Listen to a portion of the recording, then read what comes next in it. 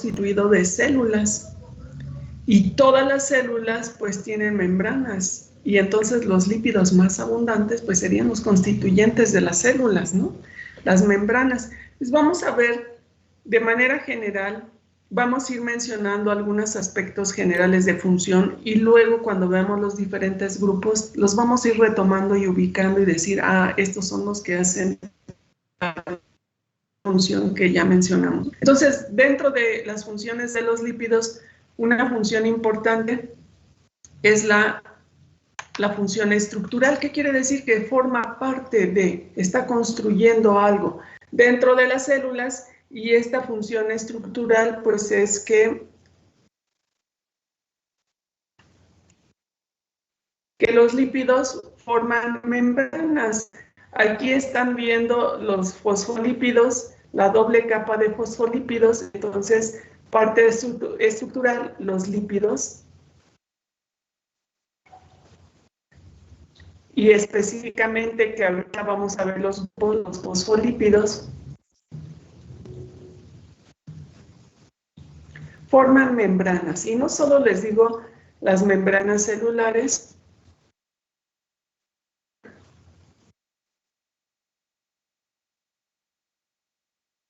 sino las membranas de todos los órganos celulares. Entonces es un componente, un constituyente abundante.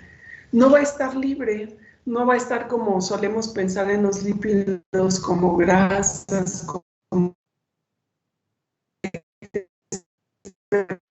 va a estar formando estructuras celulares de membrana.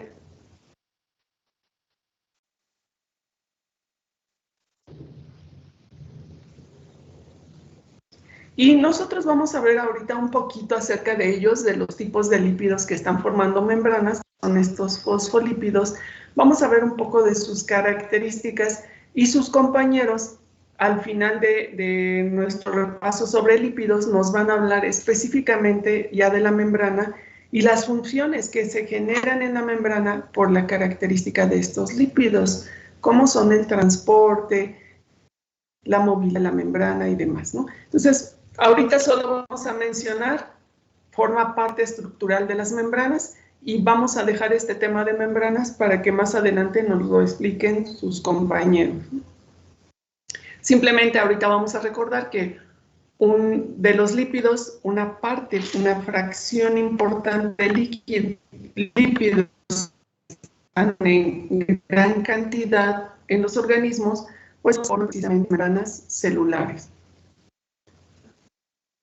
Luego también los lípidos, otra función que es muy característica y por lo cual los solemos relacionar es que forman reserva de energía, así como decíamos que los glúcidos son una fuente de reserva importante, también los lípidos son una fuente de reserva importante. De hecho, luego vamos a ver las estructuras un poco más reducidas, generan mucha mayor cantidad de energía con respecto a los glúcidos.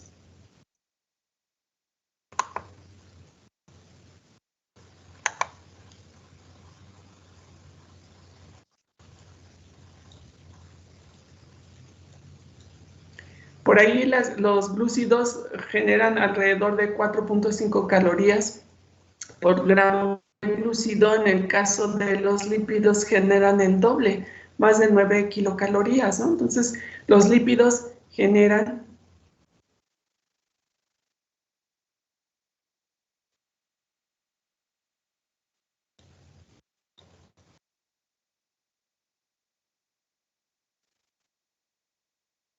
obvio, estamos hablando de lípidos de reserva, ¿de acuerdo?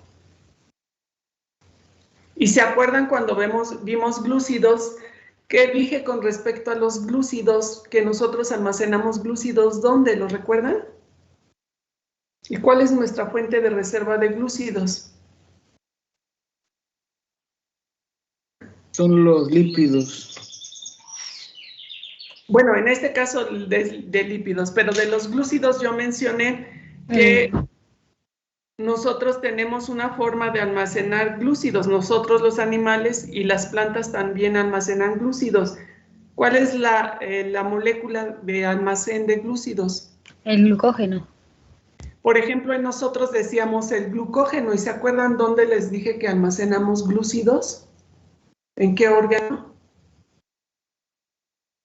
Entonces, recuerdan que yo les dije algún momento dado que nosotros almacenamos glúcidos en el hígado como glucógeno, pero que la cantidad de glúcidos que almacenamos es poco. ¿Sí lo recuerdan?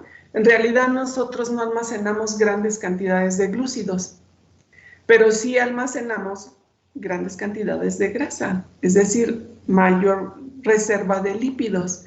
Y las plantas es igual, yo ya lo había comentado. Es a la inversa, ¿no? Es a la inversa, las plantas en general, todas las plantas almacenan almidón como glúcidos, como fuente de reserva, y muy poquita grasa, muy poquitos lípidos. Y hay especies de plantas que van a almacenar un poquito más, pero yo les decía, en realidad almacenan en las hojas, en el tallo, en la raíz, lo van a almacenar en semillas o frutos. A diferencia de nosotros que vamos a tener grasita pues en todo el cuerpo, y claro que hay partes de nuestro cuerpo y en los animales, sobre todo la parte abdominal, que almacenamos más cantidad de grasa. Pero también, por ejemplo, los animales acuáticos, más bien los mamíferos, que viven en zonas muy frías, pues en todo el cuerpo almacenan gran cantidad de grasa, ¿no? Entonces, nada más para recordar eso, los lípidos son una excelente fuente de reserva de energía. Después vamos a ver, al final cuando veamos un poquito de metabolismo de lípidos, vamos a ver cómo se obtiene esa energía de los lípidos. Y recordar que las plantas pues almacenan solo en estructuras especializadas los lípidos que son en semillas y frutos, ¿no? Eso yo ya lo había mencionado.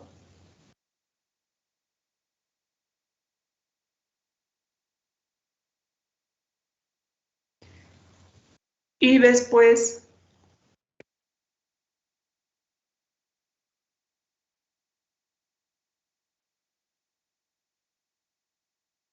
un poquito más adelante vamos a ver qué tipo de lípidos son los que se almacenan, ¿no? Entonces, ¿qué onda? Especializadas, que son semillas y frutos, y no todas las plantas. Por ejemplo, el maíz almacena un poquito de aceites, de lípidos en su semilla, de ahí se extrae para sacar el aceite de maíz, pero en realidad almacena muy poquito, ¿no? El maíz lo que almacena más son, por ejemplo, glúcidos, y las especies que almacenan en sus semillas y frutos mayoritariamente lípidos y no glúcidos son las oleaginosas.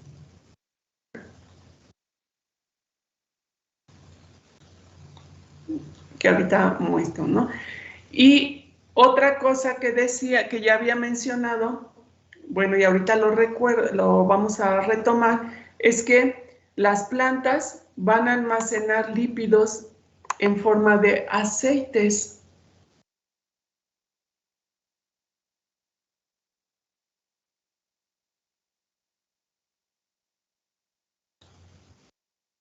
¿Qué significa aceite? Significa lípidos líquidos a temperatura ambiente.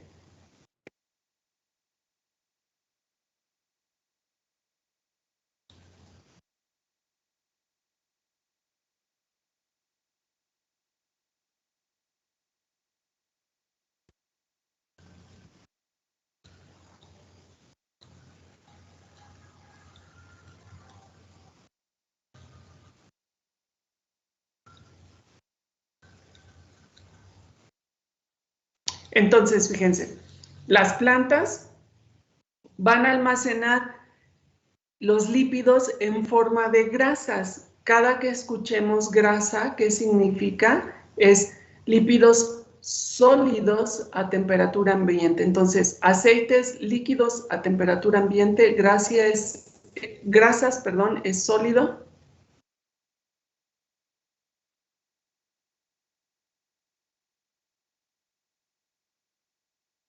En general, las plantas van a almacenar aceites, es decir, lípidos que son líquidos a temperatura ambiente. Y en general, los animales van a almacenar lípidos en forma sólida, como grasas, pero hay excepciones.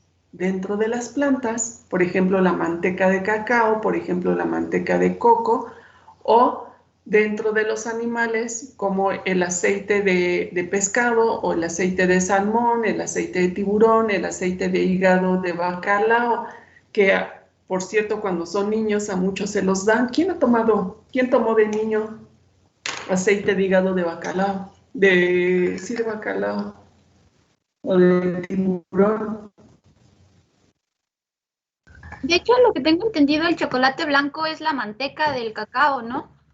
Por ejemplo, y ahí es sólido. Les digo, esa es una excepción porque la mayoría de las plantas lo van a almacenar como aceites. Por ejemplo, el cacahuate lo extraen y va a ser aceite. En el caso de las semillas que comemos, las pepitas, las avellanas, las almendras, todas esas semillas tienen aceites, por ejemplo. Y en el caso del cacao, por ejemplo, la manteca, pues es sólida. Esta parte que además es la que tiene, se supone, los efectos antioxidantes y demás, ¿no? Pero bueno, entonces les decía eso nada más por generalidades. Las plantas aceites, los animales grasas. ¿Qué significa cuando hablamos de grasa? Pues significa que los lípidos son sólidos a temperatura ambiente, como la manteca de cerdo que utilizan para cocinar, y los aceites son líquidos, como el aceite de oliva que también utilizamos para cocinar, ¿no? Y yo les decía que hay excepciones, por ejemplo, en los peces, incluso estos que recomiendan para que les den a los niños, y muchos de ustedes a lo mejor tomaron cuando fueron pequeños, el aceite de hígado de tiburón o de bacalao, que son los famosos omegas 3, que un poquito más adelante voy a retomar esto de los omegas, que imagino que sí han escuchado hablar, ¿no?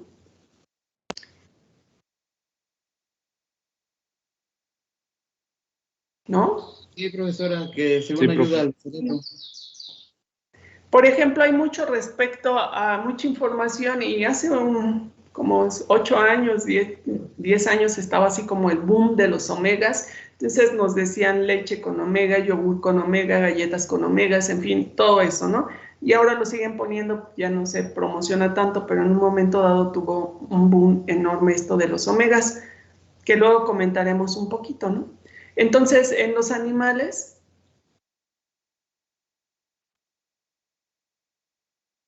En los animales, nosotros, ¿dónde almacenamos la grasa? La almacenamos en células especiales. O sea, ustedes ven, por ejemplo, en el tocino, ven en la carne, ven la grasa, ¿no? Y ahí vemos grasa, pero la grasa está almacenada en células. Y las células se llaman adipocitos. Ahí es donde nosotros almacenamos a lo largo de todo nuestro tejido, debajo de la piel, y bueno, habrá animales que tengan mayor contenido de grasa o menor, también de acuerdo a sus necesidades fisiológicas. Y en las plantas también vamos a encontrar, por ejemplo, aquí en todas las semillas que les decía, pues ahí vamos a encontrar dentro de las células en estructuras holoplastos, que lo podemos considerar algo así como un organelo, ¿no? O liposomas. Ahí lo vamos a almacenar. Luego vamos a ver cómo se forman estos liposomas. Pero entonces, dentro de los tejidos vegetales o animales, nosotros vamos a almacenar grasas en diferentes puntos, y la proporción de la cantidad que se almacene, pues también dependerá de las necesidades fisiológicas. Por ejemplo, los animales que acostumbran a invernar, pues almacenan una enorme cantidad de grasa, y sobre todo grasa, ¿por qué? Porque por gramo van a producir más que los glúcidos, entonces van a tender a almacenar grasas, ¿no? Que es, digamos, una fuente excelente para almacenar energía. Entonces, son estructurales algunos lípidos en una buena cantidad se utilizan como reserva energética porque van a producir mucha energía cuando se oxidan. Entonces, al oxidarse van a producir ATP, esa energía en forma de ATP, y también esqueletos o intermediarios carbonados, ¿no?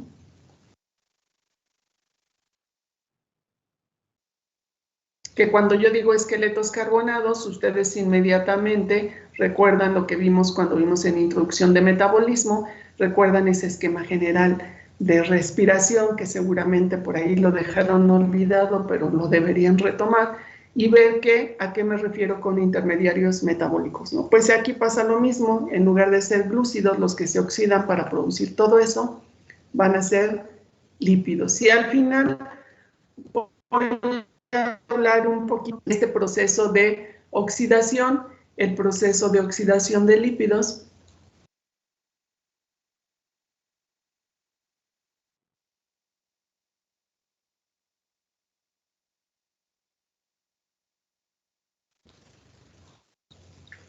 Le llamamos beta oxidación. Y ya luego vamos a ver cómo ocurre, dónde ocurre y para qué lo quieren. Entonces, por la oxidación de estos lípidos, dijimos, se va a producir ATP. ¿Para qué? Generalmente esas reservas pues van a estar, dijimos, en semillas, en frutos, y se van a empezar a movilizar en el momento de la germinación. ¿Para qué sirve todo esto de ATP y los intermediarios?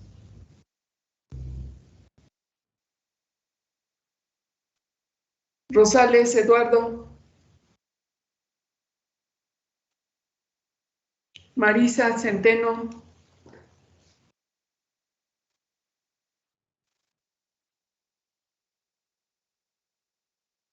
Fátima. Tapia. Ok, no están. Viviana. ¿Dijo Katia, profe? ¿Perdón? ¿Dijo Katia o Tapia? Aquí estoy, profe. Tapia, Fátima. Ah.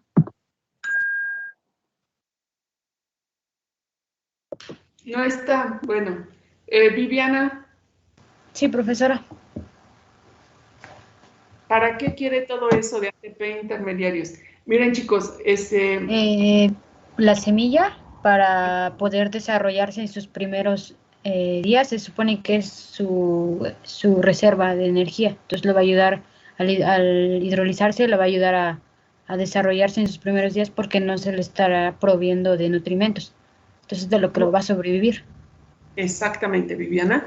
Muchas gracias. Entonces, ¿por qué? Porque las hojitas que se empiezan a desarrollar al principio, antes de las hojitas, y después cuando ya hay hojitas, no es capaz de hacer fotosíntesis suficiente, ¿no? Para poder desarrollarse, entonces necesita de esa reserva. Una vez que ya se alcanzó su talla adecuada, las primeras hojas y demás van a empezar a hacer fotosíntesis y ya, libre.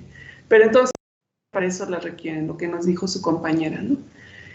Y entonces, bueno, algo nada más les voy a comentar, es que de pronto, sí es cierto que tenemos todos problemas de conexión, ¿no?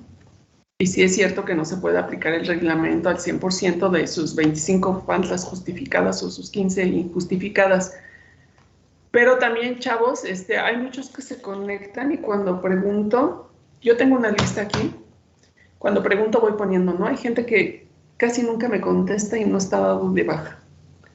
Entonces, cuando yo haga mi cuenta de asistencias, les voy a descontar todas las que nunca porque no están presentes. Nada más para que lo tomen en cuenta, porque también si casi no se presentan, hay algunos de ustedes que casi no entran a clase, pues chavos, ¿cómo piensan pasar? No sé, ¿eh?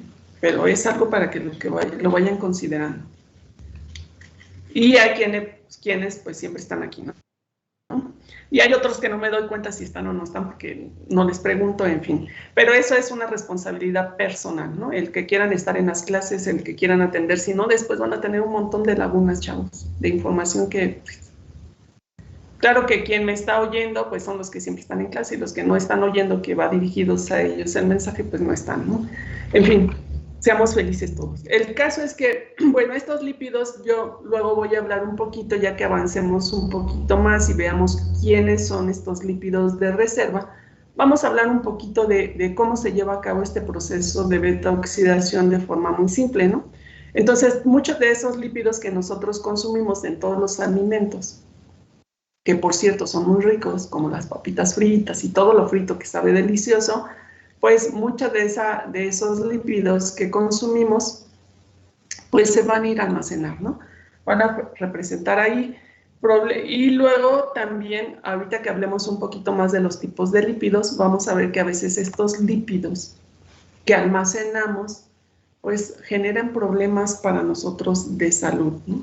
Problemas de obesidad y un montón de cosas, problemas sobre todo cardiovasculares. Mencionaremos nada más un poquito como breviario cultural después que avancemos un poquito más, ¿no? Luego, bueno, ya vimos lípidos, no vimos, sino mencionamos que los lípidos pueden ser estructurales, pueden tener funciones de protección también. Por ejemplo, las ceras que forman la cutícula, las ceras en las plantas. Por ejemplo, nosotros aquí vemos un corte de hoja. Vemos las células de la hoja, la epidermis y luego el resto. Y aquí vemos la cutícula. ¿Para qué sirve la cutícula? Si son impermeabilizantes, luego vamos a ver por qué impermeabilizante quiere decir que no se solubiliza y que no deja pasar al agua. Entonces, no deja pasar al agua, pero lo que más nos interesa es no deja salir agua. No permite el paso. ¿Qué implica eso? ¿Cuál sería una función en las plantas? Para que al estar expuestos al sol, pues no se quemen, no directamente. Por ejemplo, ahorita vamos a ver esa segunda. ¿Quién me está hablando? No recuerdo el número, soy Vilma. ¿Pero tu apellido, Vilma? Morales. Entonces, como nos dice Vilma, también puede ayudar a la protección contra el exceso de radiación solar.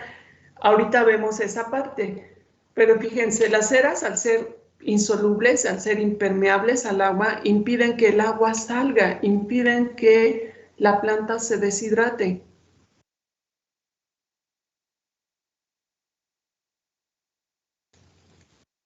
El próximo semestre ustedes van a ver en relaciones hídricas en la planta, uno de los factores limitantes en el desarrollo de las plantas, pues es el agua. ¿Por qué? Porque no hay tanta. Entonces, las plantas pierden agua por los estomas, es cierto, por el proceso de transpiración, pero también a través de la epidermis, de todo el cuerpo de la hojita y del tallo. Si no hubiera la cutícula, imagínense que aumenta la radiación solar, pues saldría un montón de agua, se perdería por evaporación.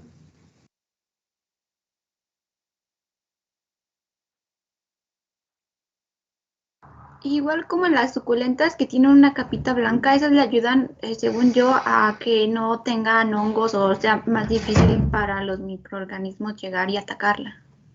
¿Quién me está hablando? Durne. Y luego, por ejemplo, en las ceras tienen en la cutícula, fíjense, la cutícula, bueno, está ahí. Una de las características principales, les digo, es esta, porque es insoluble, entonces evita la deshidratación de la planta, que es sumamente importante, porque si pierde agua, pues va a dejar de funcionar, ¿no? Pero la otra cuestión es la que nos decía su compañera Vilma. Ahorita retomo lo que nos dijo su compañera. La otra cuestión es que nos decía, evita el sobrecalentamiento, porque se relaciona con lo que nos acaba de decir también su compañera. Entonces, la otra parte es que puede dejar, y le voy a poner así, el exceso de radiación o de luz.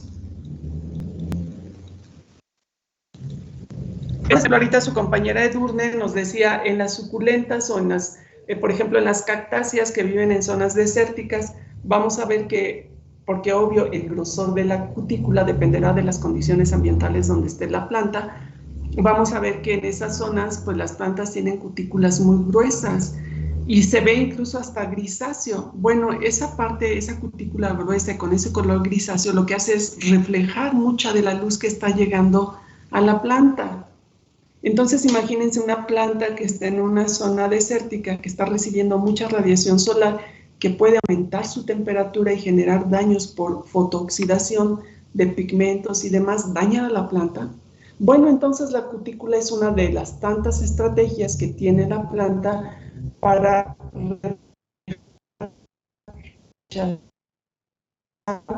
parte de la radiación solar y evitar sobrecalentamiento y daño.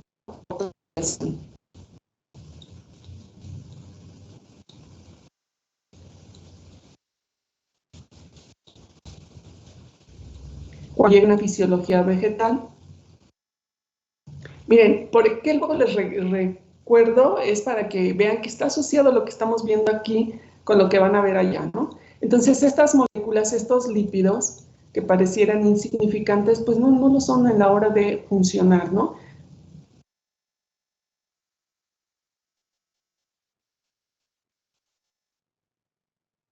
Y luego la otra parte es una protección física.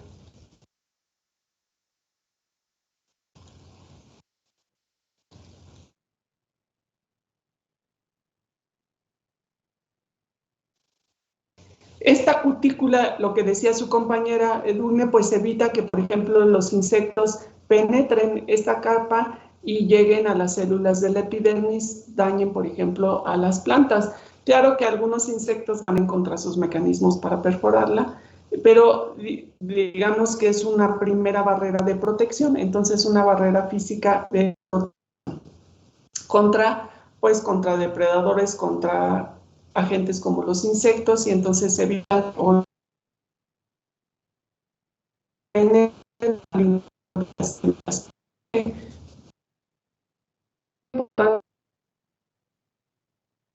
algo que llamamos cutícula, ¿no? Y esa constituida un poquito más de química, como son cera. La resina de los árboles función similar. Muy bien. Para evitar que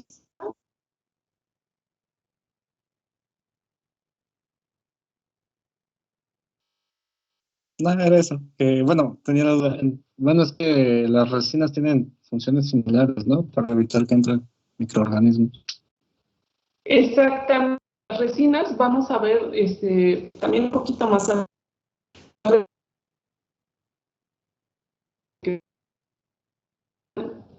como un mecanismo de protección. Por ejemplo, cuando hay en un árbol, se van a sustancias, van a proteger porque van a formar una barrera impenetrable que llega al interior de los tejidos para evitar virus, que entren bacterias, que entren hongos o que entre cualquier patógeno.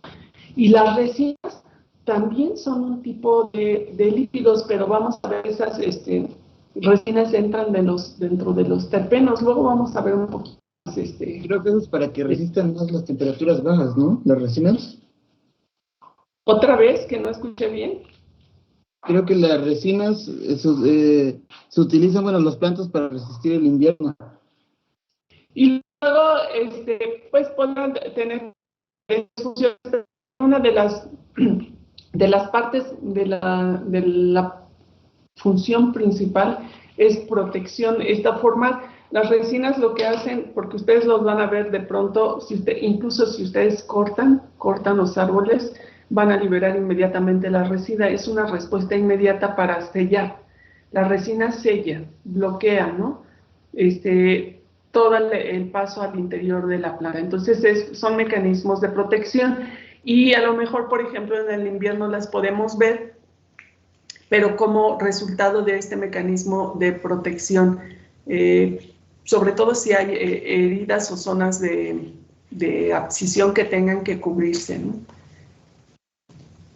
Bueno, y eso ya, les digo, lo retomaremos un poquito más adelante cuando veamos ya específicamente el tipo de lípidos y vamos a ver las resinas un poquito, vamos a mencionar a qué tipo de lípidos pertenecen.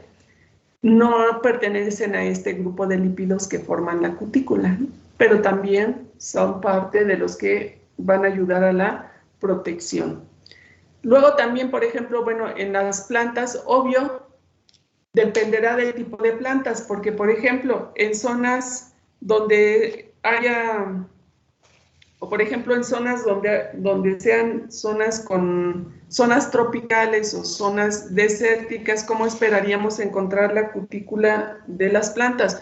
O en plantas que están en zonas templadas, ¿sería el mismo grosor? Sería incluso mayor, ¿no?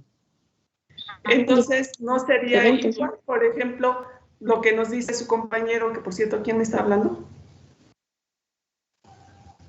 La vería. Creo que sería el 5.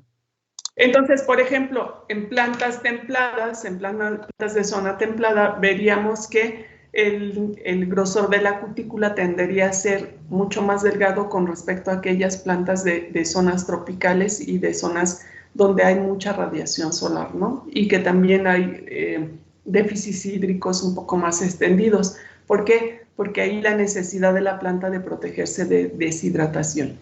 Y les digo, el próximo semestre que empiecen a ver ya factores de funcionamiento de la planta, van a ver un poquito más de ello, ¿no? Entonces nosotros podemos ver las ceras pues ahí en los frutos, en los tallos, en las hojas, pero también vemos ceras, por ejemplo, en los insectos, que también les sirve de protección. Vemos ceras en las aves acuáticas, que también les sirve de protección, que evita que las plumitas se mojen y que es un mecanismo de protección, porque si hubiera cualquier agente o depredador, pues el ave está lista para salir volando, ¿no? Incluso cuando se sumergen, y eso es por las ceras que están en todas las plumas. Y las aves pues tienen glándulas de secreción de esas células, así como nosotros en la piel tenemos glándulas de secreción, glándulas sebáceas de secreción de grasita. De hecho, por ejemplo, se tocan la piel ahorita y pueden sentir un poco de grasa, porque pues protegemos de esta forma la piel, ¿no? Nosotros tenemos glándulas de secreción de grasitas, de cierto tipo de grasas. En el caso de los animales, pues ellos segregan también este tipo de grasas que entran dentro del grupo de las ceras, que vamos a ver y que les sirve de protección, ¿no? Por ejemplo, aquí ellos tienen glándula caudal. Aquí en la parte de extrema tienen una pequeña glándula que es la que está liberando la cera, y ellos pues ya les tienden con el pico a todas las plumas, ¿no? Luego la otra función, además de que sean de protección, la otra es que ayudan a mantener la temperatura interna. Por ejemplo, en todos los animales que viven en zonas árticas, las focas, los leones marinos y demás, vamos a ver que debajo de la piel hay una enorme y gruesa capa de grasa que sirve como aislante. En realidad, esta grasa que se asocia y que está tan estrechamente asociada, forma una fabulosa capa que impermeabiliza, más bien que sella, que hace que todo el frío que está al exterior no penetre al interior del organismo, y de esta forma mantiene su temperatura, ¿no? Entonces, nos ayuda más que a regular, a mantener la temperatura interna. Luego hay otro tipo de lípidos que sirven que tienen diferentes funciones, por ejemplo, como cofactores. Voy a pasar a la siguiente. Por ejemplo, la vitamina, nosotros todos hemos escuchado de vitamina A, la vitamina D, la vitamina K, la vitamina E, y ahorita vamos a saber que esas vitaminas que acabo de mencionar y están viendo aquí son un tipo de lípidos. Entonces, Dentro de las vitaminas hay lípidos, no todas las vitaminas son lípidos, pero estas que estamos viendo, y por ejemplo ustedes asocian la vitamina... Profesora, Adelante. esas son las liposolubles, ¿no? Y entonces vamos a ver que como son lípidos, son vitaminas y...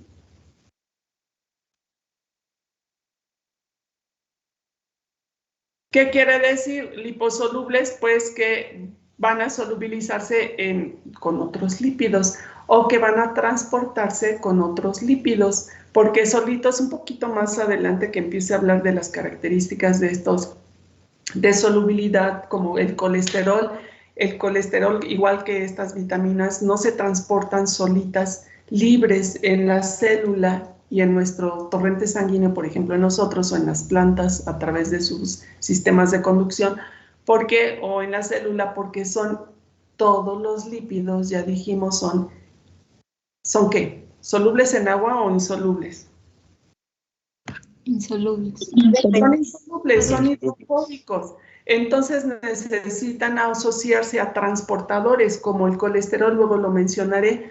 Ustedes han escuchado de lipoproteínas de baja densidad o alta densidad porque los transportan compuestos que son también de este tipo, pero un poquito más adelante vamos a ver cómo son estos transportadores porque tienen un arreglo especial, porque las células pues es un ambiente acuoso y entonces, pero se les dice liposolubles precisamente a estas vitaminas y cuando ustedes escuchen liposoluble es que se trata de un lípido que es insoluble en agua.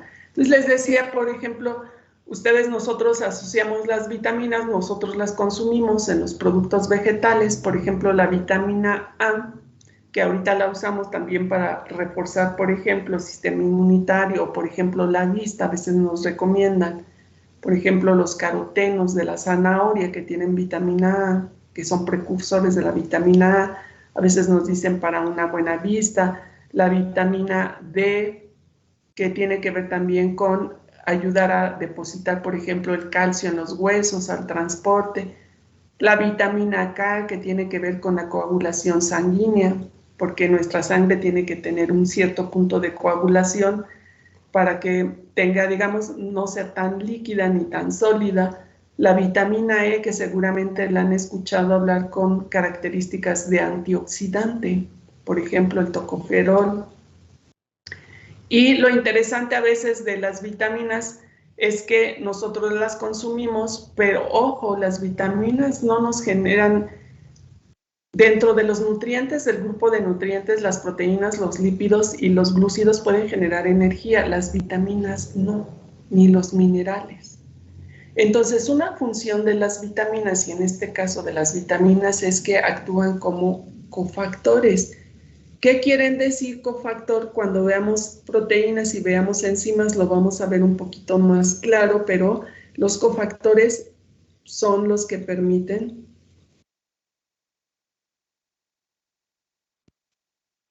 Ayudan a la funcionalidad de las enzimas, ¿no? exactamente, ¿no?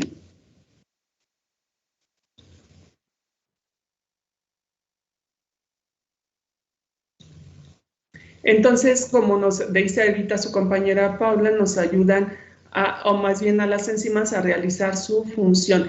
Más adelante que veamos ya proteínas y veamos cofactores, los cofactores pueden ser minerales, como el fierro, o orgánicos, como las vitaminas. Y vamos a ver que hay enzimas que requieren forzosamente de cofactores para poder funcionar. Si no lo tienen, no funcionan. Entonces, el cofactor se va a unir a la parte de la proteína, de la enzima, y así esta va a poder llevar a cabo la reacción. Entonces, para nosotros las vitaminas tienen esta función. ¿Qué quiere decir? Que si yo no me estoy alimentando bien porque voy a trabajar, porque me levanto temprano para mis clases, no desayuno, me tomo vitaminas y ya con eso soluciona el problema. No. Si nosotros no tenemos una buena fuente de proteínas, de glúcidos y de lípidos, pues de nada sirve las vitaminas, ¿no? Las vitaminas, digámoslo así, nos van a ayudar a metabolizar adecuadamente lo que estamos comiendo, ¿no?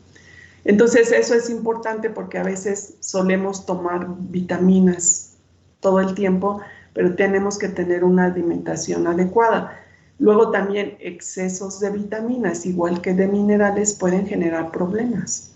Por ejemplo, exceso de vitamina E puede generar problemas de oxidación. Es decir, deja de hacer su función benéfica como antioxidante y nos empieza a generar un problema, ¿no? Entonces hay que tener cuidado con ese consumo de vitaminas.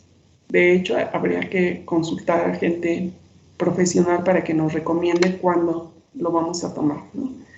Y bueno, simplemente decir que muchas de estas vitaminas que nosotros consumimos y que son necesarias para el funcionamiento de nuestro metabolismo, pues son de tipo de lípidos. Y luego así, dentro de todas las hormonas que tenemos, hay hormonas que son lípidos. Y dentro de estas hormonas que son lípidos son las famosas hormonas esteroideas, ¿no? Es decir, ahí está el estrógeno, que seguramente si han escuchado hablar, está la testosterona, está el cortisol. Si han escuchado hablar de estas, por lo menos de estrógenos y testosterona, ¿cierto? Sí, profe. ¿Qué podemos decir de ellos? Que son hormonas. Y perdón, un poquito más fuerte.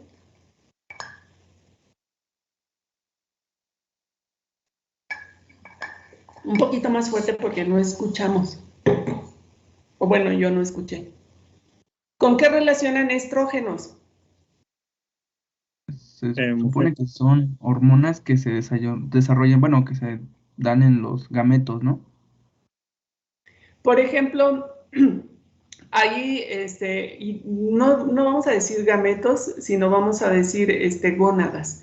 Acuérdense que nosotros, los animales, en los mamíferos, tenemos gónadas, por ejemplo, gónadas masculinas, que serían los testículos, y gónadas femeninas, que serían los ovarios.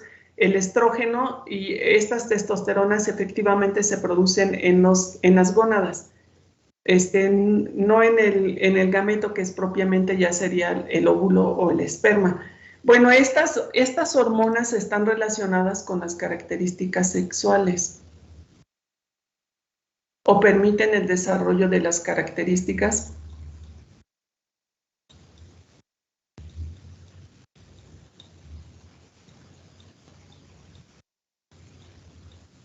en mujeres, por ejemplo.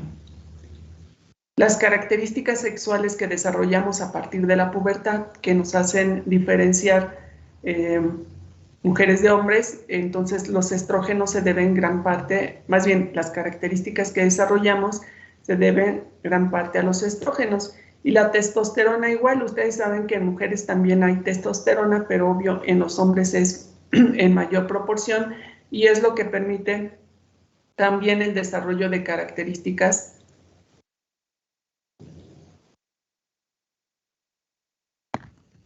Profesora, sexuales. ¿Qué pasó? justo hace poquito tiempo vi que, bueno, hay muchas teorías, pero una de las teorías que ahorita se está aceptando más de justamente, o sea, tiene un montón de factores, pero que la gente tenga preferencias por la gente de su mismo sexo. Hicieron un estudio con, creo que era con pollos, le ponían estrógenos y testosterona. Ejemplo, si le ponían a las hembras mientras estaba desarrollando testosterona, tenían tendencias, o sea, ya tenían comportamientos, o sea, sexuales hacia hembras y viceversa. Entonces es como impresionante cómo, Sí. o sea, estas hormonas en el desarrollo dan un comportamiento totalmente distinto. Evidentemente hay muchísimos otros factores, pero es ahorita uno de los más aceptados. Y de los que influyen, por ejemplo, la testosterona decía gracias Paula, la testosterona que da las características, por ejemplo, el tipo de voz más gruesa y, por ejemplo, de lo que hablaba su compañera también, el líbido tiene que ver también con, es decir, el deseo de estar con alguien más, tiene que ver también con la testosterona. Y de hecho, por ejemplo, en los trans, en las personas de género trans, que tienden a, o quieren desarrollar, por ejemplo, mujeres que tienden a desarrollar, por ejemplo, la barba, el bigote, la voz más gruesa, los hombros más anchos, etcétera, etcétera, pues se ponen testosterona, ¿no? En el caso de las mujeres, en el caso de los hombres, para hacer las caderas más anchas, se operan, sí, el gusto, pero a veces incluso con hormonas empiezan a desarrollar más gusto, en fin. Este manejo de hormonas, lo que sí es que es bastante peligroso, ¿no? Generar el uso externo de estas hormonas. Entonces, pues genera esos cambios, pero también genera otros que traen consecuencias importantes. Por ejemplo, los estrógenos, pues sí, las caderas anchas, el desarrollo de los senos y demás. ¿Y qué pasa cuando dejan de producirse? Por ejemplo, ya en etapas avanzadas en las mujeres empiezan a haber problemas de descalcificación, de articulaciones, en fin, está relacionada con muchas otras cosas, ¿no? Pero digamos que el factor principal es esta parte que tiene que ver con los caracteres sexuales, ¿no? Y con esta, bueno, ya el uso que se le da externamente. Luego, por ejemplo, en mujeres en menopausia a veces genera problemas muy severos en el metabolismo y se empiezan a inyectar estrógenos. Pero hay mujeres que la mayoría no son no, ¿cómo se dice? Propicias para este tratamiento porque generalmente está relacionado con desarrollo de cáncer de mama o cáncer de matriz, por ejemplo, ¿no? Y ahora hay alternativas en las plantas que hablamos, mencionaré un poquito de estos fitoesteroles, incluso tienen una importancia médica, ¿no? Bueno, ahí está esas hormonas, el cortisol, que también se desarrolla, se produce en las glándulas suprarrenales, que tiene que ver con el metabolismo de lípidos, con el metabolismo de glúcidos. Por eso luego dicen falta cortisol, por si están cansados, porque interviene en el metabolismo de glúcidos, ¿no? Bueno, estas son hormonas en animales, pero también en los vegetales hay hormonas que son del tipo de lípidos. ¿Quiénes son esas hormonas del tipo de lípidos? Pues son las giberelinas y son giberelinas porque son varias. El que están viendo aquí es ácido giberélico, uno de las varias giberelinas que hay. Y el ABA, que ya lo van a ver luego en fisiología vegetal, ácido abscísico. Y las giberelinas que tienen que ver con el proceso de germinación. Lo que hacen las giberelinas es estimulan en los cotiledones, se va a liberar y estimulan la movilización, por ejemplo, o sea, estimula que se liberen enzimas y se estimula la hidrólisis del almidón para que se libere glucosa, para que entre a respiración y para que salga todo el ATP y los intermediarios metabólicos que van a hacer crecer a la plantulita. Entonces eso hacen las giberelinas, entre otras cosas. Digamos que es de lo más representativo, pero tienen muchas funciones. El ABA también tiene varias funciones y una de sus funciones es proteger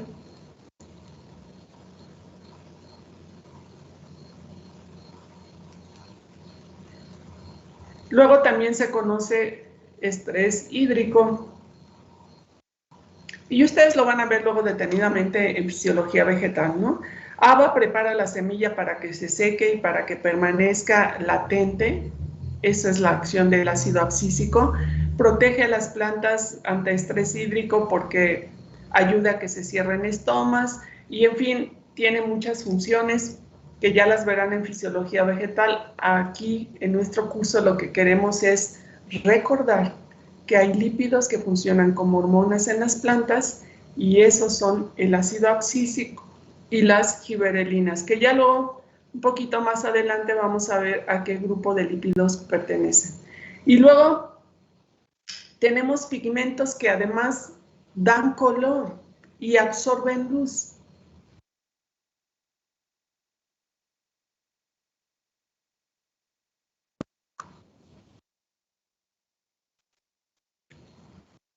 Por ejemplo, esos pigmentos que dan color, pues los carotenoides.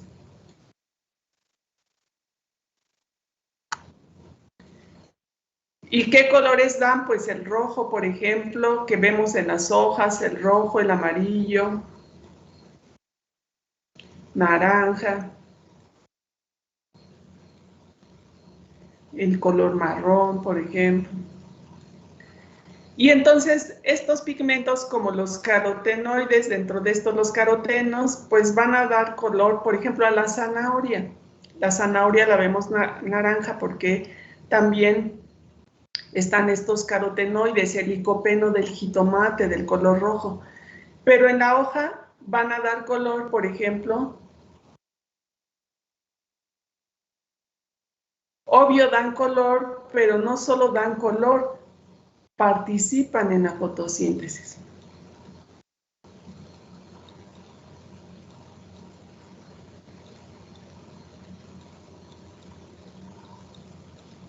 Entonces, el próximo semestre que vean el proceso de fotosíntesis, que vean la captación de luz, ¿cómo lo hacen? Es absorben luz.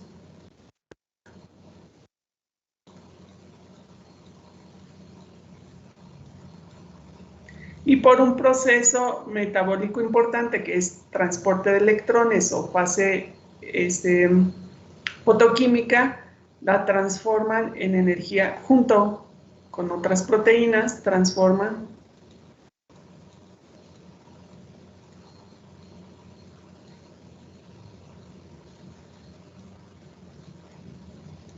Entonces, la importancia de estos pigmentos es que son capaces de absorber la luz, porque la planta tiene que absorber luz para después, con proceso metabólico, transformarla en energía química. Entonces, ¿quién se va a encargar de absorber la luz? Estos pigmentos, como las carotenoides y la clorofila. Solo que, ojo, con la clorofila. La clorofila solo una parte es lípido.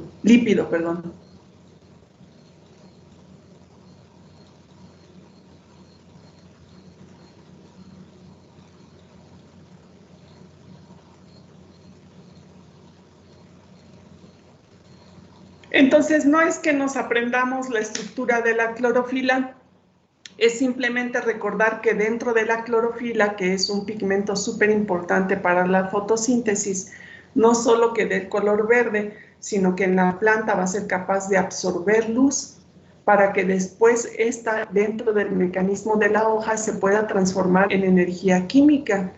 ¿Y por qué energía química? Significa para la síntesis de glúcidos.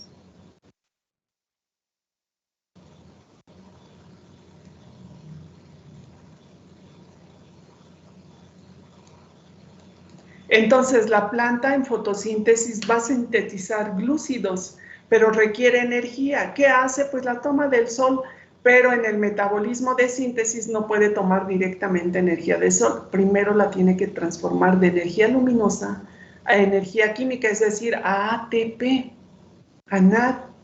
Y entonces, para eso se requiere absorber energía. ¿Quién se encarga de absorber la luz? Los pigmentos. Y muchos de estos pigmentos que encontramos en las plantas, porque no todos, por ejemplo, el color violeta de las uvas son antocianinas, son otro tipo de compuestos, pero muchos de estos y sobre todo los pigmentos fotosintéticos son una buena parte lípidos, ¿de acuerdo? Disculpe, maestra, entonces, ¿qué son los flavonoides? Y entonces los flavonoides, ahora que veamos metabolitos secundarios, vamos a ver que pertenecen a compuestos fenólicos. No tiene que ver nada con los lípidos, son un poquito diferentes. Y vamos a ver compuestos fenólicos, las características principales, y pues están estos grupos benceno y demás que les van a dar su característica principal, ¿no? Y nosotros vamos a hablar de estos flavonoides y de otros compuestos fenólicos un poquito después, ¿no?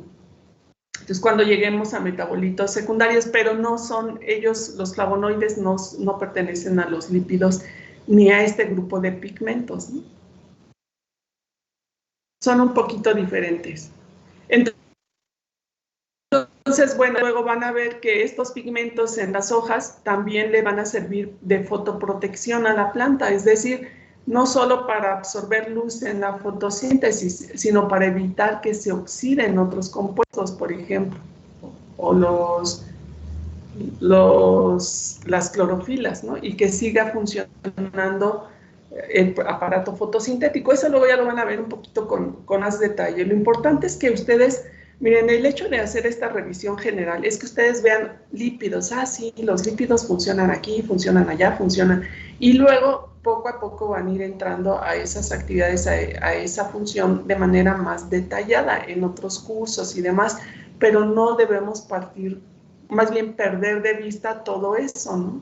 Que después de nuestro curso no digamos que los lípidos se almacenan como grasas, nada más, o sea, que tengamos un panorama un poquito más amplio de quiénes son, porque esa es la función de nuestro curso, revisar qué hacen las moléculas, estas moléculas en las plantas, ¿no? Principalmente.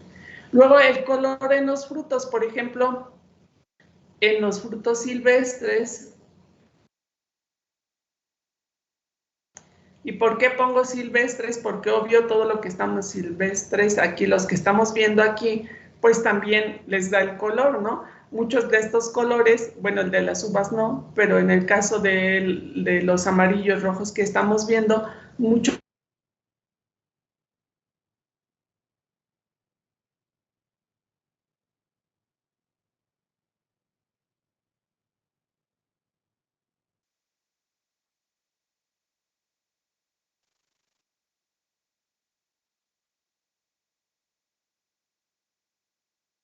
¿por qué en los frutos cultivados pues pierde esa función evolutiva y biológica, pero en realidad aparecen evolutivamente por eso y para eso sirven, para atraer a los consumidores? ¿Para qué?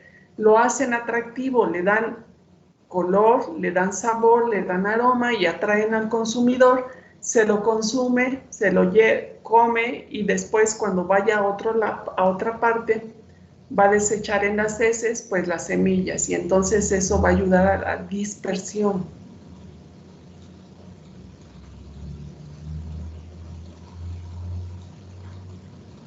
¿Y para qué la planta quiere dispersar sus semillas? Para seguir reproduciéndose. Seguir reproduciéndose y asegurar la supervivencia. Lo voy a poner aquí.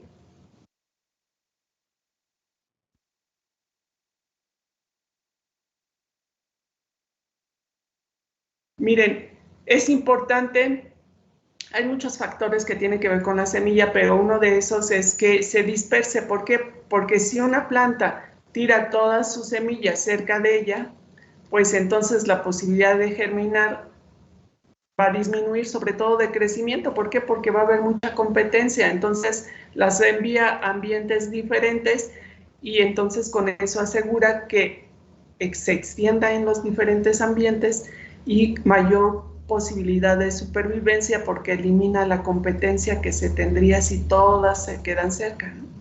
Entonces, para eso lo hace y para ir desarrollándose en ambientes diferentes. Esa es la función evolutiva del color en los frutos. Y les digo, en los frutos comerciales pierde esta función y ahí tiene otra, que a nosotros nos interesa ver frutos con color, entonces entra dentro de las propiedades organolépticas para hacerlo atractivo al consumo al ojo humano y para que nosotros lo compremos, ¿no? Pero ahí ya es el significado que nosotros le damos y también el significado que se le da pues ya de manera comercial, como hablábamos ayer con los ácidos orgánicos, o sea, cómo manipular ya la cuestión de cultivo y demás, las prácticas de cultivo, pues para asegurarse frutos de mayor calidad, ¿no? Eso ya es un poquito diferente, el significado en todo lo de cultivo que en los frutos silvestres. Y luego también hay otro tipo de lípidos que que a lo mejor ustedes por ahí ya han escuchado en sus clases como etnobotánica, aquello de alelopatía, no sé si han visto, por ejemplo, los aceites esenciales, que son un tipo de terpenos, que ya lo vamos a ver, por ejemplo, el aceite de el limonelo, el aceite de menta, el alcanfor.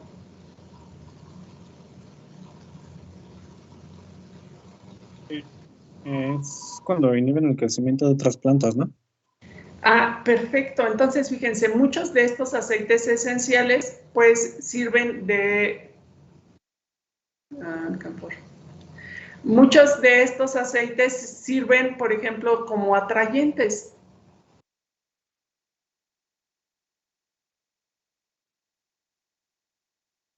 Pero muchos sirven de protección, lo que nos acaba de decir su compañero ahorita. Por ejemplo, evita que se acerquen predadores, o incluso alrededor de la planta evita que crezcan otras, ¿no? Entonces no invaden su espacio, crece mejor, evita la competencia y entonces le ayuda como un mecanismo de protección. Y bueno, estos aceites esenciales pertenecen a un tipo de lípido que se llama terpenos, que luego retomaremos un poquito, ¿no? Pero básicamente la mayoría de los aceites esenciales, por ejemplo, el zumo también de la naranja, cuando pelamos la naranja y se nos queda en los dedos, eso son lípidos, ¿no? La mayoría de los aceites esenciales que vemos y que se comercializan incluso para muchos perfumes y demás, pues son un tipo de lípidos. Y finalmente, además de hablar de coenzimas, cofactores, perdón, también hablamos de algunos lípidos que sirven para activar directamente enzimas, ¿no?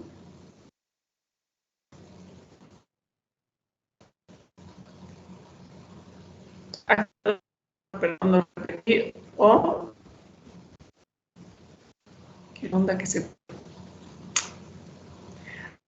enzimas o que participan como mensajeros secundarios.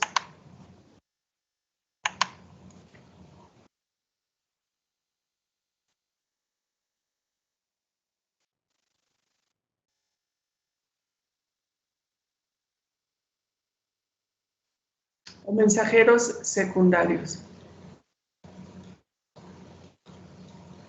Un mensajero, independientemente si es primario, es como el mensajero que nosotros conocemos, ¿no? O sea, a lo mejor ahorita se enteran que vamos a suspender clases la próxima semana y a alguien le dicen, claro que ahora ya hay un mecanismo de comunicarlo muy rápido, ¿no? Entonces, el encargado de comunicarlo al resto, ese es el mensajero. Entonces, él va a enviar un mensaje diciendo que va a haber suspensión de clases y va a haber ante eso una respuesta de la mayoría de ustedes, que será de júbilo, o muchos seguramente se pondrán tristes porque no van a tener clases la próxima semana. Entonces, hubo alguien que llevó el mensaje y se dio una respuesta ante ese mensaje. Eso significa mensajeros en la célula. Cuando vea la posición de estos fosfatidilcolina que lo veamos, por ejemplo, en la membrana, eso es, reciben el estímulo, se libera y va a algún sitio que es el blanco y se genera una respuesta. Claro que esto de señalización es algo complicado. A lo mejor cuando vean algún curso en especialidad van a ver señalización celular. Es complicado e involucra muchas cosas, pero la idea es esta, es que reciben un estímulo, estos mensajeros reciben el estímulo, se liberan y van a algún sitio de la célula o algún sitio del tejido y van a generar una respuesta a ese estímulo. Eso representa de manera general los mensajeros, ¿no? Y finalmente podemos decir los lípidos también tienen una importancia económica, ¿cierto? Por ejemplo, ¿dónde?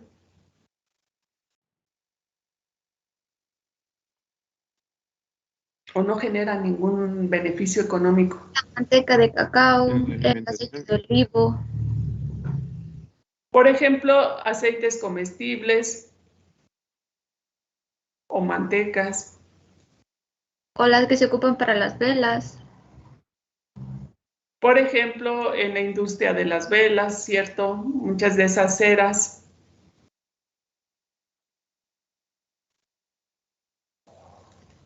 Muy bien. ¿Dónde más? Por ejemplo, en toda la comida que le decimos comida chatarra, en pastelillos, bueno, alimentos.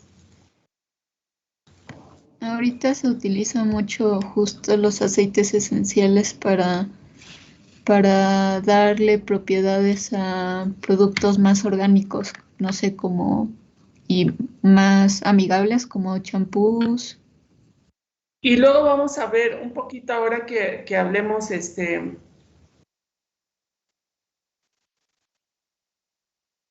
ya de los tipos de lípidos.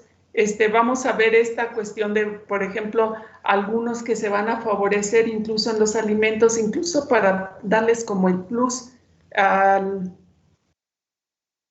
los alimentos, como para decir, bueno, tienen un valor nutritivo, pero además tienen un efecto benéfico en la salud. Y tiene que ver con esto de los omegas 3, omega 6, que luego vamos a mencionar un poquito, y como que le dan el plus, ¿no? Sobre todo a todos los alimentos industrializados, galletas, pastelillos, leches y demás, helados y todo eso que tienen mayoritariamente grasas, mayoritariamente lípidos.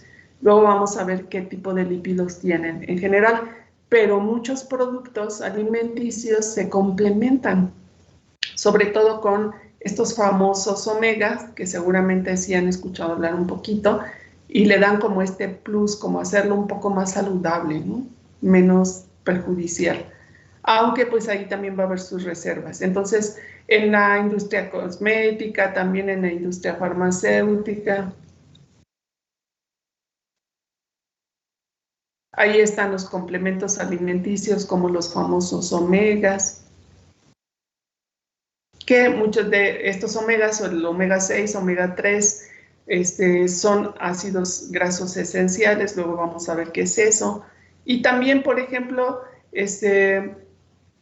aquí tienen algo de biocombustibles, por ejemplo, que igual que hace como 8 años se puso muy de moda, como que se ha dejado un poquito, como una alternativa para combustibles más limpios, amigables con el ambiente, como nos decía su compañera, solo que muchos de estos biocombustibles,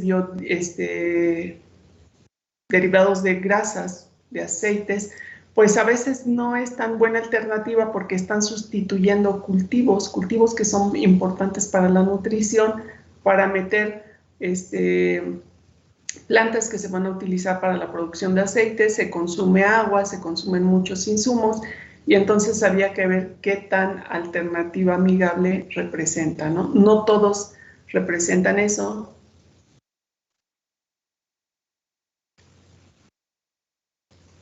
Pero entonces los lípidos también tienen una amplia gama donde participan en productos que tienen finalmente una importancia económica, ¿no? Desde, evidentemente, la parte alimentaria, la industria alimentaria y aspectos un poco diferentes, como tendría que ser la parte cosmética, farmacéutica, o estas alternativas para hacer combustibles más amigables con el ambiente, ¿no? Que les digo que ahí habría que analizar siempre un poquito de detalle del tipo de planta que se esté empleando y la forma en cómo se esté produciendo, para que realmente se considere como alternativa amigable, ¿no? Bueno, y entonces yo les dejé una tarea. Voy a ver la hora. ¿A qué hora termina nuestra clase? ¿A qué hora empezamos? Empezamos a 2:30. A las 2:30.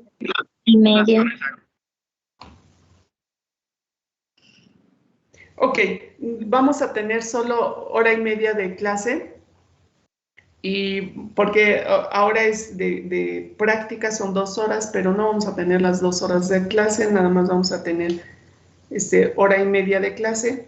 Y entonces nada más para avanzar un poquito, vamos a ver esto que les dejé de tarea, ¿no? ¿Qué encontraron de la clasificación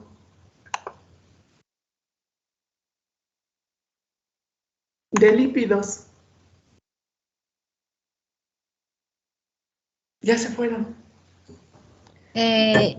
Como nos dijo que buscáramos la de saponificables y las insaponificables, saponificables yo encontré que se encuentran los triglicéridos o grasas, las ceras, los lípidos complejos de membrana, y estos pues tienen más clasificación. Y después están los insaponificables, que entrarían los terpenos o los isoprenoides. Y ya aquí también se derivan otros, podrían ser los monoterpenos, los diterpenos, los triterpenos, tetraterpenos, y cada uno pues tiene sus ejemplos. Bueno, yo sí lo investigué. Muy bien, ¿quién me está hablando? Monje Romero Carmen, Viviana. Entonces, la descripción que nos hizo Liliana ahorita de clasificación, pues es la clasificación general.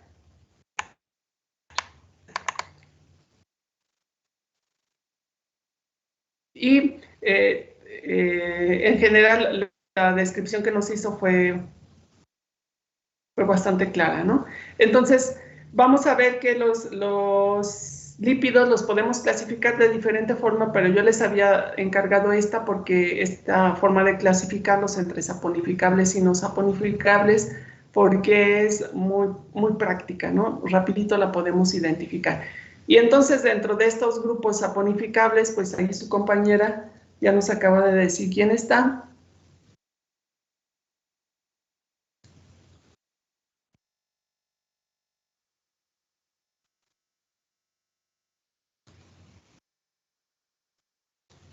Entonces vamos a mencionar esos dos grandes grupos, los lípidos saponificables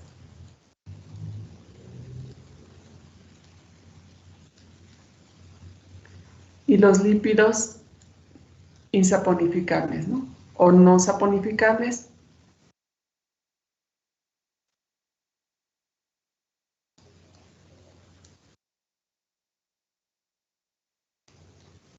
¿Alguien encontró por qué son saponificables?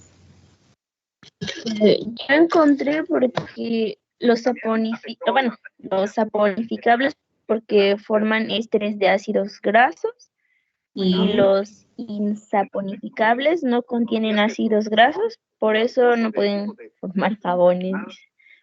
Muy bien. Entonces, ¿quién me está hablando? Gabriel Reyes Herminia, creo que soy el 10 o el 11.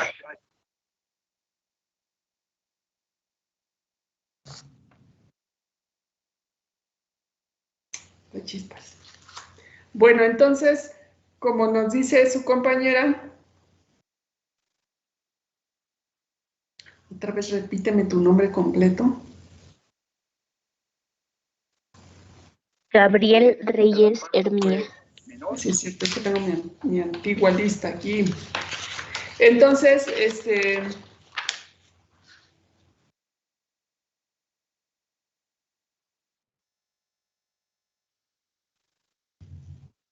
como nos dice su compañera, una característica importante o lo que define el hecho de que sean saponificables es que puedan formar jabones. Luego vemos un poquito más adelante esta reacción para formar jabones. Pero, ¿qué hace posible que puedan formar esos jabones? Es la presencia de ácidos grasos.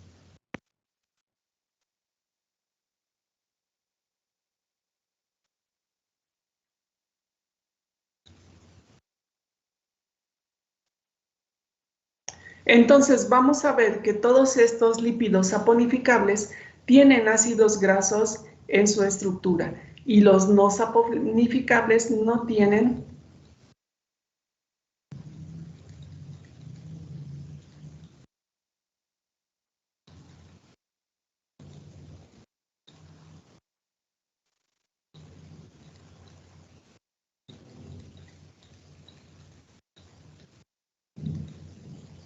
Y entonces, bueno, ahí nos decía su compañera que si alguien me quiere recordar, me decía, bueno, ahí están los triglicéridos, nosotros les vamos a poner acilglicéridos.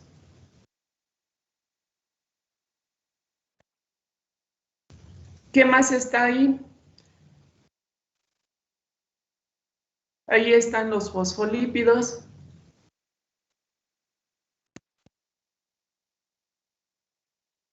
Aquí están las ceras.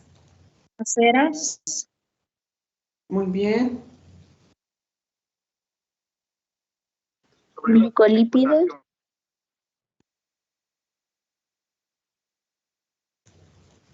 Y los glucolípidos también, que luego los vamos a mencionar porque ya es la parte glúcida y esta parte de lípidos, también es los lípidos que van a formar esas asociaciones con los glúcidos, son de este tipo. Muy bien, y vamos a mencionar aquí los más simples, pues los ácidos grasos, ¿no?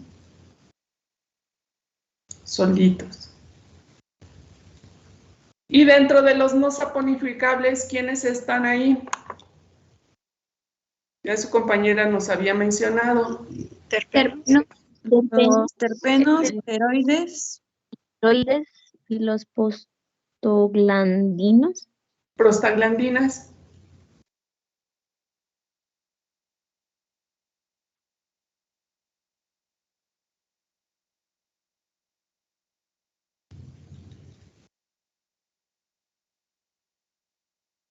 O los terpenoides, bueno, ahí luego vamos a ver ya quiénes están ahí, los esteroides, las prostaglandinas, vamos a ver un poquito quiénes son, cuál es su característica.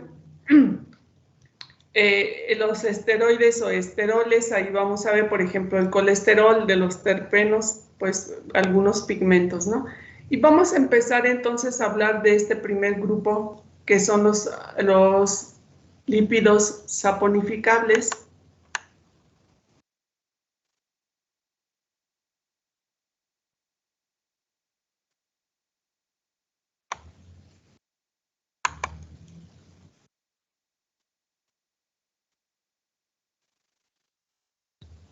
Bueno, ya sabemos que son saponificables, pusimos la clasificación arriba, entonces voy a hablar de los ácidos grasos.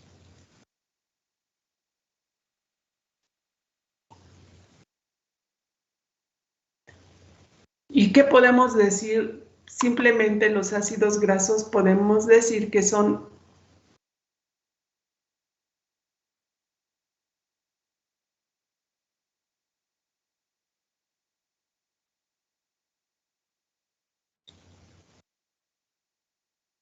los ácidos grasos solitos son los lípidos más simples y ellos a su vez forman parte de otros lípidos.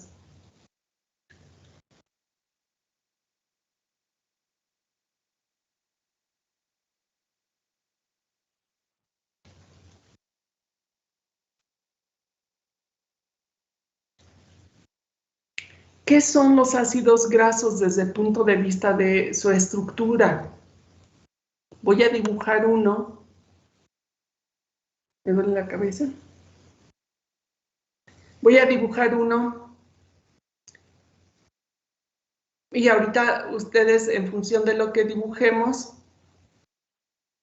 podemos decir qué son desde el punto de vista. Solo en este caso lo voy a dibujar todo.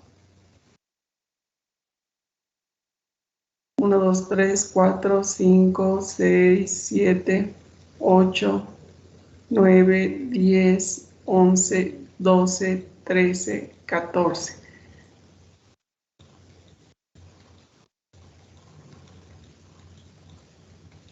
Luego los vamos a abreviar para ya no escribir todo ahorita porque estamos...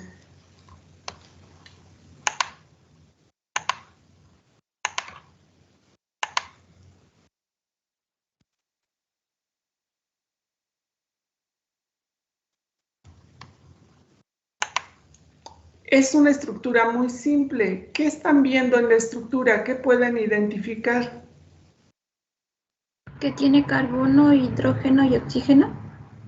Entonces, por ejemplo, de entrada, lo que nos dice su compañera, tiene carbono, hidrógeno, Oxígeno, muy bien. Ahora, ¿qué grupo funcional pueden identificar? No es un ácido. ¿Carboxilo?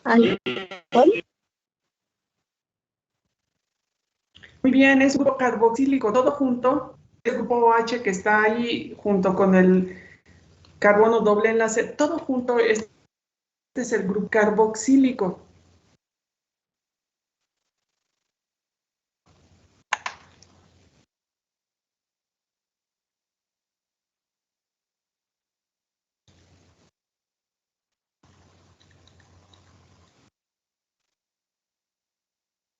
Es el que le da carácter ácido a todos los compuestos orgánicos, que yo ya les había comentado. Entonces, nosotros hemos visto ahorita el grupo alcohol, OH, el grupo aldehído, que es parecido a este sin el oxígeno, y con el oxígeno el grupo carboxílico. Bueno, entonces ya vamos a saber que los ácidos grasos se caracterizan por tener este grupo carboxílico. Y luego, toda esta cadena de carbonos, toda esta cadena ustedes la van a encontrar en los libros y les va a describir una cadena hidrocarbonada. ¿Por qué? Porque solo son hidrógenos y carbono.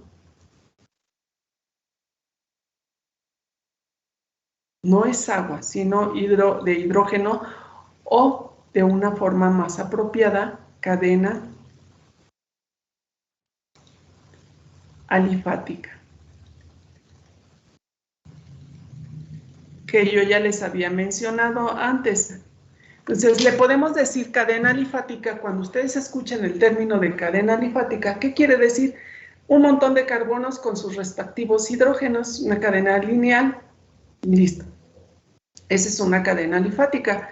O le pueden decir cadena hidrocarbonada. Entonces, un ácido graso que estructuralmente es una cadena alifática unida a un grupo carboxílico. ¿Qué es desde su punto de vista químico? Es una cadena alifática unida a un grupo carboxílico.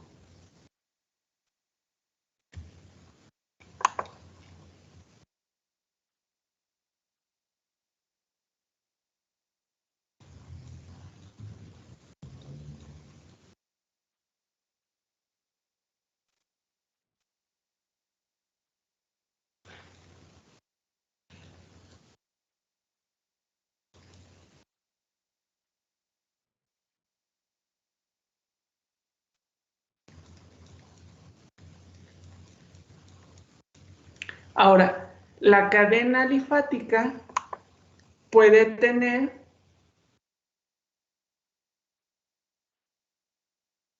ser de 4 a 30 carbonos y los más comunes de 12 a 24 carbonos.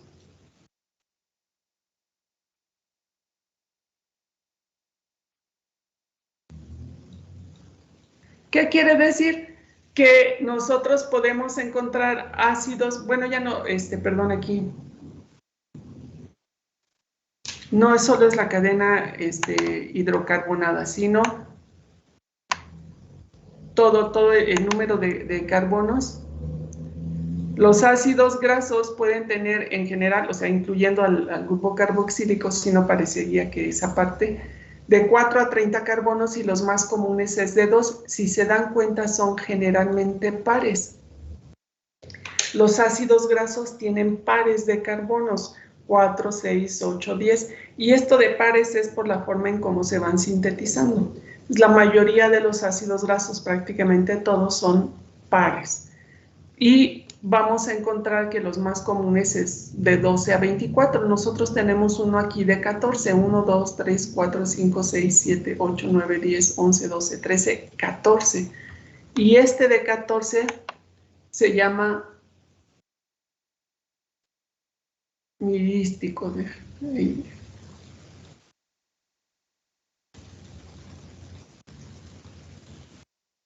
Entonces, este ácido se llama mirístico, tiene 14 carbonos, muy bien, ahí está. Pero aprovechando que estamos aquí, y ya para irnos prácticamente, voy a mencionar nada más dos características. Miren, aquí tiene toda una parte, toda esta parte.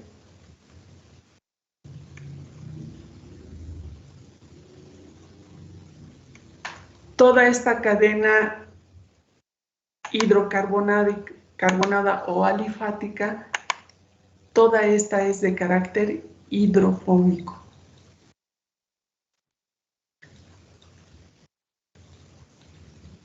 Insoluble en agua. Y esta es hidrofílica. Hidrofóbico es que repele al agua, ya habíamos visto el término. Hidrofóbico es que es insoluble en agua, hidrofílica es que es afín al agua, que se solubiliza en agua. Entonces resulta ser que tenemos una molécula que una parte de la molécula es hidrofóbica y otra parte de la molécula es hidrofílica, y entonces si tomamos toda la molécula, por lo tanto decimos que los ácidos grasos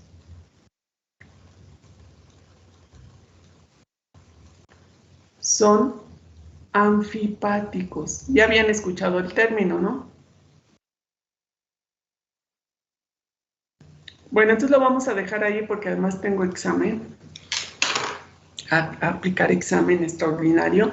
Entonces, solo vamos a retomar la importancia de estos anfipáticos, que quiere decir que una parte es hidrofóbica, una parte es hidrofílica, y lo voy a retomar mañana en nuestra clase. Entonces, de tarea, a lo mejor ya lo tienen, pero si no, buscan qué son los esfingolípidos. Y de tarea también, beneficios en la salud, de manera breve, ¿no? Pongan algunos cuantos beneficios de los omega 3 y omega 6. Entonces, ¿qué son los esfingolípidos? Y de manera general, algunos de los beneficios, los más representativos de los omega 3 y los omega 6. Y mañana retomamos esto y continuamos la clase, ¿no? Entonces, si tienen alguna duda, pues la reservan para mañana, la anotan y mañana me lo preguntan. Que tengan bonita tarde, sean felices, seguramente ya están comiendo. Gracias, Muchas gracias, profesora. Igualmente. Gracias. Nos vemos. Hasta luego, que estén bien. Gracias. Tenga bonita tarde. Híjoles, no alcancé a escuchar eso último.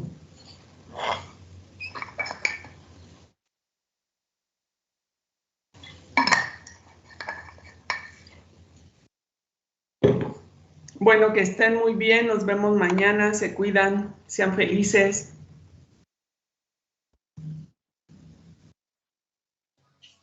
Hasta mañana, profa. Hasta mañana, que la pasen bien.